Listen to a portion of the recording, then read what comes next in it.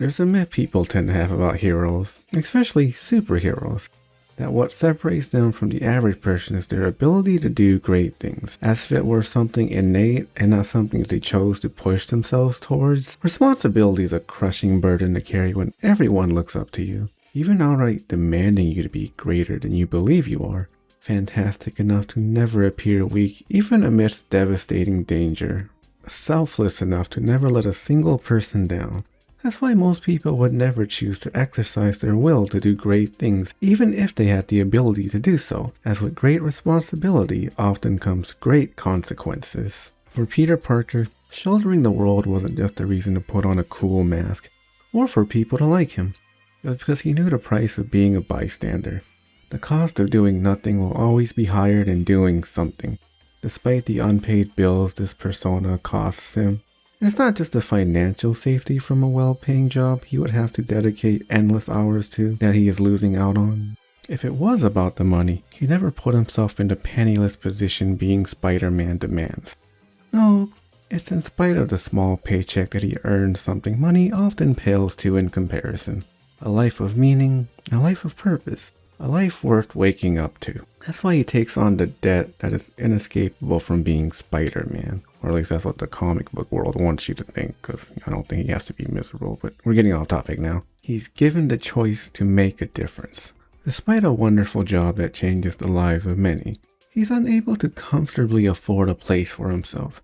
Peter is an assistant to the genius Otto Octavius and his mission to develop robotics to reinvent limbs for those who've lost them. Sadly, while he was dozing off on the job after a hard day of being Spidey, Otto found him with his suit lying out in the open. It doesn't take a genius to realize. Peter's the suit guy for good old Spidey.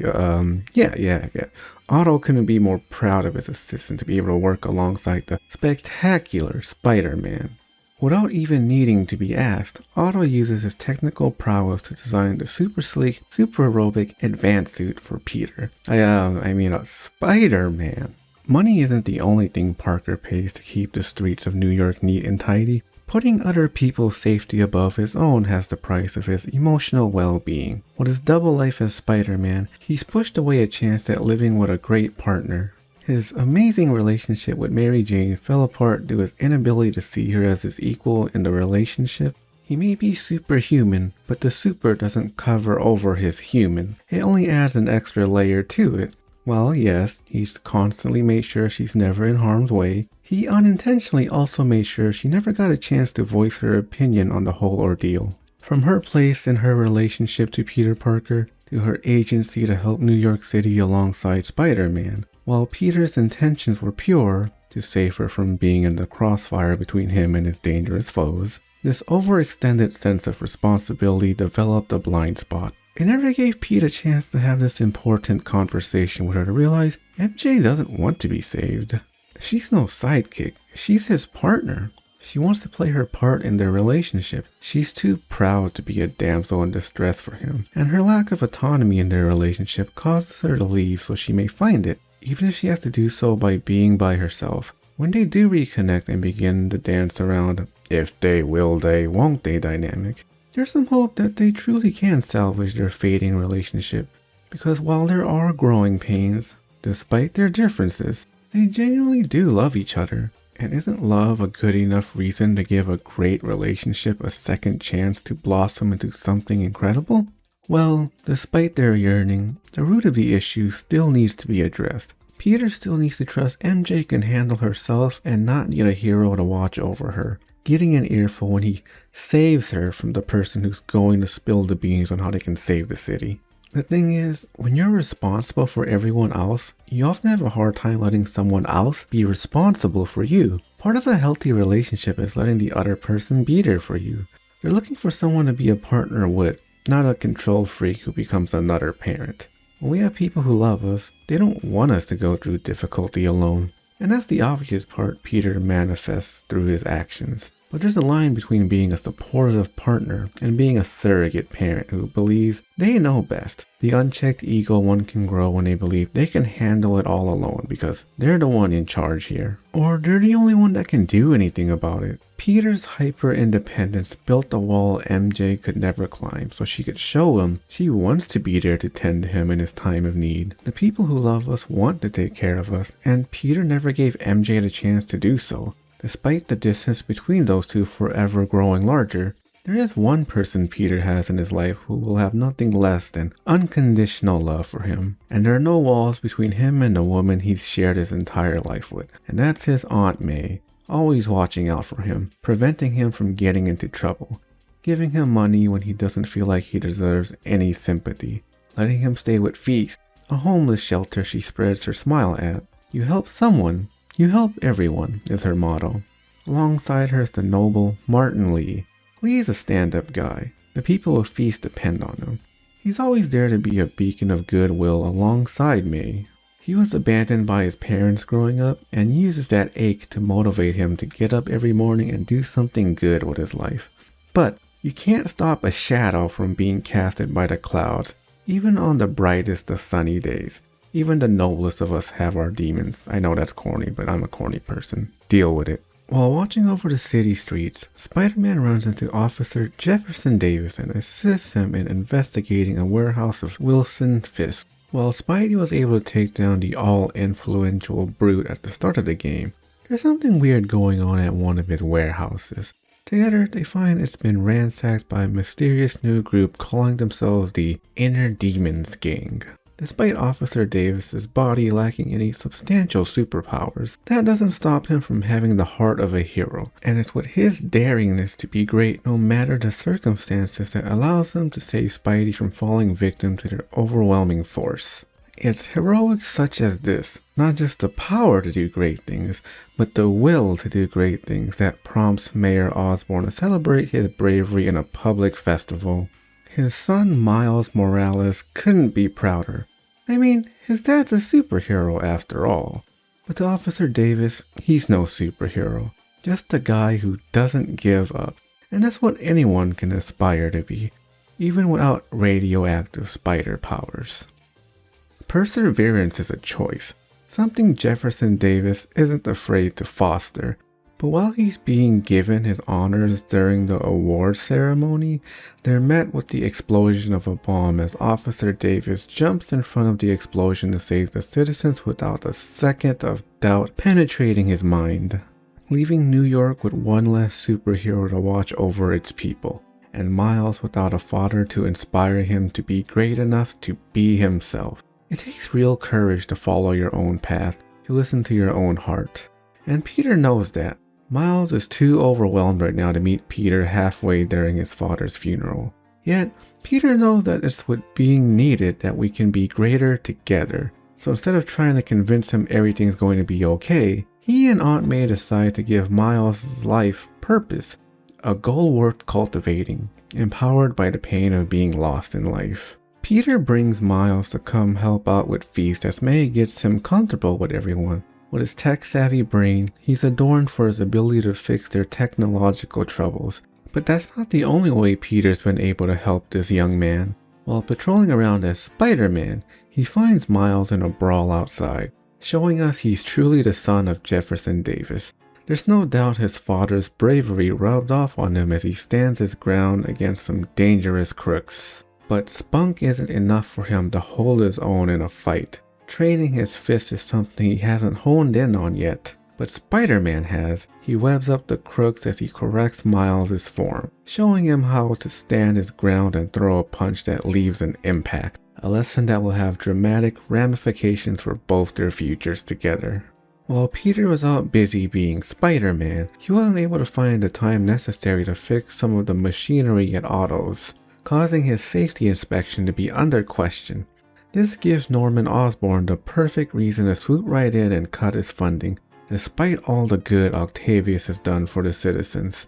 Despite Norman and Otto being good friends back in their heyday, and Otto being half the reason their old company, Oscorp, grew their reputation as large as it did, Norman doesn't want to be sidelined by the advances Otto has been making. With his hubris growing surpassed any sense of friendship, it's obvious the only winning decision for him in this matter is to take away any possible support towards Octavius so that Oscorp will continue to remain in the spotlight as the greatest company science has ever had the pleasure to be examined by. With no more money in the company to pay for his research, let alone his favorite assistant, he pleads to Peter to find a job that can actually offer him to pay his bills. But you have to understand, money isn't the reason Peter brings himself here in the lab alongside Otto. This job isn't about the money. It was about the mission. Changing the lives of people for the better, not so he could one day afford a nice home, with more than enough spoils to indulge in his vices. No. What's a few bucks when you're trying to save the world? Despite Peter's inability to pay rent, it's no deterrent from him to continue to put his heart and soul into his jobs. As for Octavius, all this pressure gets his anxiety spiraling about the future of his life and his work. The uncertainty of his job gets him to take dirty money from a shady organization called AIM, which Peter feels uneasy about. From all the dangerous chemicals Otto has been working with throughout the years, his body has begun falling apart, with the possibility of his body becoming obsolete, completely benign in the face of it becoming dead weight. He begins to realize the frailty of his human form. While his mind is as sharp as ever, his flesh is becoming an even greater nuisance as ever. This duality causes him to conclude he doesn't just want to fix people's body, but improve them. He develops a neural chip so his mind may control the new pieces of robotics attached to his future body. If his brain's potential is limitless, why be restrained to a body with limits, even with a potential side effect of his programming causing his mind to go rogue? For a Norman human, I just realized I wrote normal like Norman Osborn in the script, and I'm keeping it because I think it's funny. For a Norman human, our body has limits, but for a superhuman, the body's limit can be broken. While the fragility of the human body can be seen as weakness, it is often our pain that gives us our ability to feel empathy for one another. And it's from our shortcomings that it allows us to ask for help so we may overcome a common threat alongside one another. Which is why casting aside our shared connectedness can be so dangerous, that the power to be grand enough to tackle it all alone can be also seductive. The tyranny of fear to command authority into people around you by your mere presence. Mr. Negative had so much goodwill in his heart, but it wasn't enough. Despite being cherished, his humanity chained him from being almighty enough to remove the greatest threat to the city, and the greatest threat to his psyche, the catalyst for his inner demon. Normal Osborn. It's supposed to be Norman Osborn, but it says normal Osborn in my script. These are like the two best typos I think I'll ever make in my life. They're perfect, literally. I've peaked. Do you know what else is peak? Finding out Martin Lee is actually Mr. Negative. Despite his ambitions coming to fruition, he never forgot his roots. Peter finds letters in his office of how happy he is to make a difference for everyday people. How proud he is to be able to work with a saint like May Parker. Together, they've truly made New York a better place for the people who've been tossed aside and forgotten. Even with all the sincerity he's been able to share with everyone, despite the atrocity he's about to unleash, it will never erase the truth he truly did care for the betterment of mankind. No matter the damage he will cause from this point forward, his actions should not reflect poorly on the loveliness that is May Parker. The unholy stain painting New York with its hideousness requires drastic measures to cleanse, and only the power of being consumed by his inner demon is strong enough to wipe away that blight. Lee told everyone his parents abandoned him, but for some odd reason, he has happy photographs of them in his office that lead into a secret room, covered in weapons for the inner demons gang. It's booby-trapped to spring a self-detonate switch as Peter tries to leave the room, triggering Lee's suspicions and catching Peter leaving his secret hideout. But despite his villainy, he subtly gives Peter a warning in front of his aunt. As long as he doesn't stick his nose anywhere it doesn't belong, no harm shall be brought onto him and the people he loves, a sign that mercy has yet left him if left alone to do as he pleases. Even with all the arguments and disagreements, MJ still trusts Pete enough to call for his help. She's found a lead that could help stop Mr. Negative. The only problem is, She's been captured alongside everyone else in the exhibit. The saving grace here is that because of MJ's comments about wanting to be Pete's partner, not his damsel in distress, he knows he isn't coming in to play hero by saving MJ, but to work together by assisting MJ. Now that he trusts her to be able to make good judgment calls he can depend on, they use their ability to communicate as a team to clean out the demons, giving MJ her opening to sneak in and stop Martin Lee's plans. Now that they're both open to relying on one another, Pete is able to give her the emotional support she needs to make her way up Oscorp to find the missing pieces that tie together Martin Lee, Norman Osborn, and yeah, I said it right this time thankfully, and somehow their dear friend Harry Osborn together all on her own. When Spidey captures Mr. Negative for the first time, he's swiftly broken free. But why? Worst of all, he's not the only sinister one escaping from the raft. 6 of Spider-Man's most deadliest foes have been given their freedom to cause as much mayhem as possible upon New York. The twist is, the one who's unleashed great evil towards the city is none other than Dr. Octopus, Peter's mentor and idol gone turncoat to prove his brilliance over his former friend, Norman Osborn. The crazy thing being, the Sinister Six is able to easily beat Spider-Man into submission. But despite his opportunity to deal a lethal blow, Doc Ock doesn't take his chance to kill Spider-Man then and there. Instead, simply offering him his first and final warning: stay out of his way or perish. This rogues gallery of villains includes Max Dillon, who was transformed into Electro during an accident. His goal is to become pure energy. Why though, I have no idea, man. The game doesn't explain it, and from the few comics I've read with him, I haven't heard a thing outside of the second Andrew Garfield movie why he cares about this so much. And in that movie, Max was a loser and wanted to be so powerful no one would look down on him again. I don't know if this is canon in the game, but I wanted a good enough reason as to why he's like this, and I couldn't figure out anything else. I didn't want to do an absurdum on the research either. Alongside him is Adrian Toomes, better known as Vulture, joining Doc Ock's mission so he may receive a cure for his spinal cancer, a side effect from the stress of being an evildoer alongside the strain his bird suit has on his body. When those two were unable to take down Spidey, Mac Gargan, the Scorpion, used his poison to subdue the Wall Crawler, a suit he got from James Jonah Jameson to take down the wall-crawling menace. His deal was made with Doc Ock so his gambling debts could be scrubbed clean, but Peter's ingenuity saves him from falling victim to his inner turmoil of letting Otto down, from letting him abandon his compassion. So Mac teams up with the all-powerful Alexei Stetsevich, I don't know how to pronounce it, sorry, to take down Spider-Man. The man promised overwhelming power and fortune if he donned the suit, but now Alexei wants to abandon his criminal ways and live a normal life like he once did. The only problem is, the suit sealed him inside, forever trapping him as the Rhino. And the only man now who can help him is Dr. Octavius. As for Martin Lee, his body was falling apart due to an unknown illness when he was still young. Terrified of what tragedy may befall their son, his parents brought him to Norman Osborn. Their situation is all too similar to the one between Osborn and his wife. Osborn and his very own son even. He used an experimental drug called Devil's Breath to try and get Lee's illness to subside. Unfortunately, the chemical reaction in his body caused an explosion, killing both his parents in the process. The only person who was able to suppress his powers and prevent him from losing all control was Dr. Otto Octavius.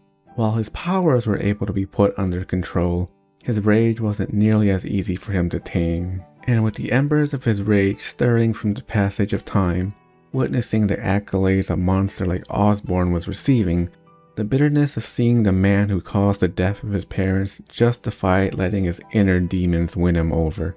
To Martin Lee, the powers of the demon aren't for mindless destruction, but one for deliberately purging the nasty little goblin hiding itself within New York City. Despite everything good Otto has done for those who lack the hand they need, despite every piece of scientific question he's advanced past, for his goodwill and genius to be stripped from him by the hands of someone he once sincerely called his friend, it became an easy choice for him to pay back the suffering Osborn has been inflicting upon him.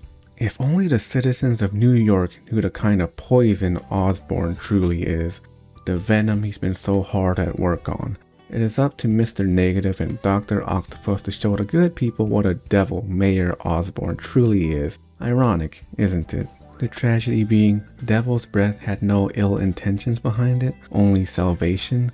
Devil's Breath, despite its name, was a last-ditch effort made to cure his wife. Sadly, his attempt was too late to save her. As time began running short to get it in working condition to prevent his beloved son Harry from suffering the same fate, he used Martin Lee as a guinea pig.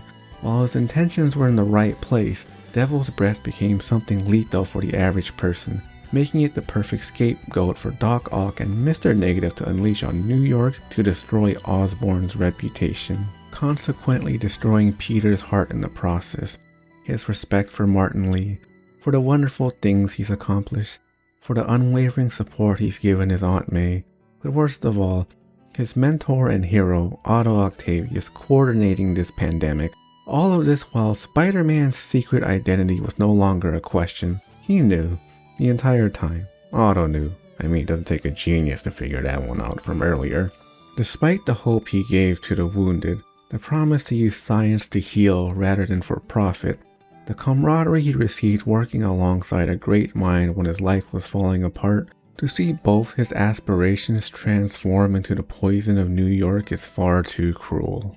Infecting Aunt May as a casualty in their selfish act of vengeance, Devil's Breath made its way inside her aging body, and with great grief in his heart, Peter has to stop two people he believed he could trust to make the world into something special. His saints flew too close to the sun, falling into sinners as their wings burnt up from the fire of their unconstrained ambitions.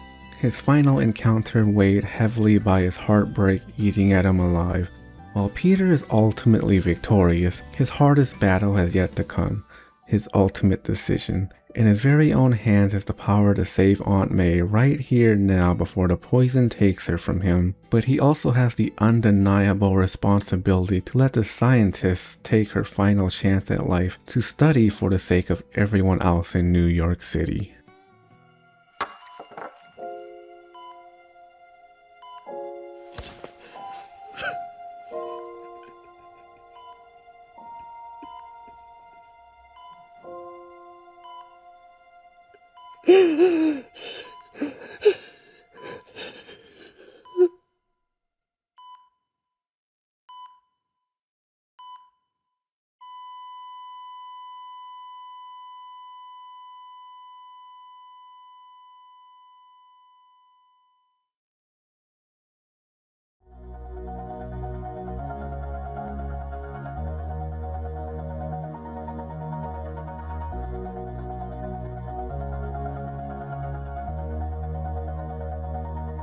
All this time,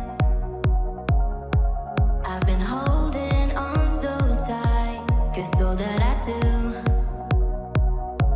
was easy to use.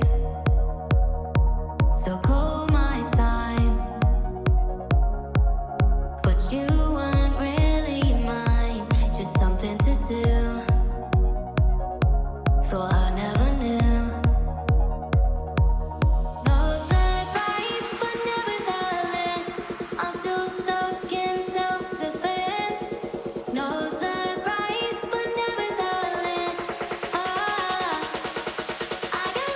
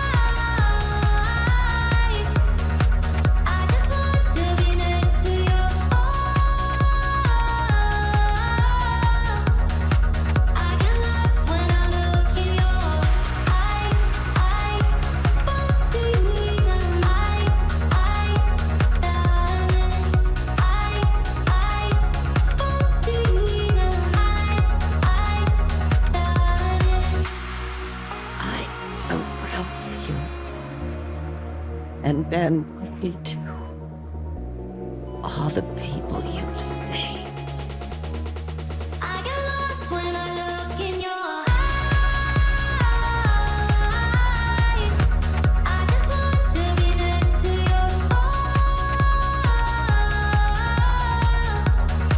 I get lost when I look in your eyes. Do you even eyes? Learning do you even